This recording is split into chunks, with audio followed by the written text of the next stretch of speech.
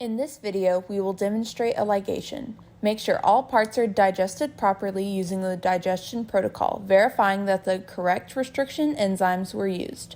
You can also verify that the digestion was done properly by running a gel in your parts, and it is recommended you do this before doing a ligation. First, thaw 10x T4 DNA ligation buffer at room temperature and store on ice until needed. Make sure to keep the DNA ligase in a freezer block until immediately before it is used. Into a microcentrifuge tube, add 4 microliters of water and 1 microliter of 10x DNA ligation buffer.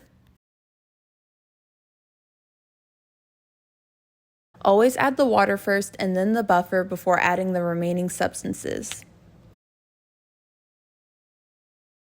Then add 2 microliters of linearized plasmid backbone, 1 microliter of one of your digested products, 1 microliter of your other digested product, and 1 microliter of T4 DNA ligase.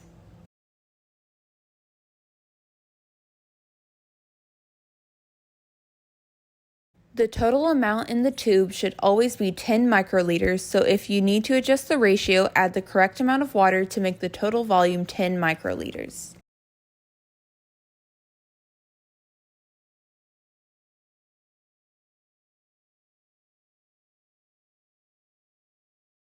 Incubate at room temperature for 1 to 2 hours or overnight at 4 degrees Celsius. The preferred method is incubating overnight, but both work.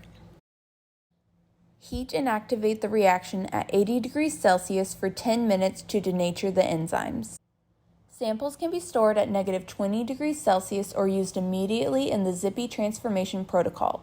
Please note that you cannot test ligation products in a gel. It is best if you immediately transform 5 microliters of your reaction into a tube of zippy cells.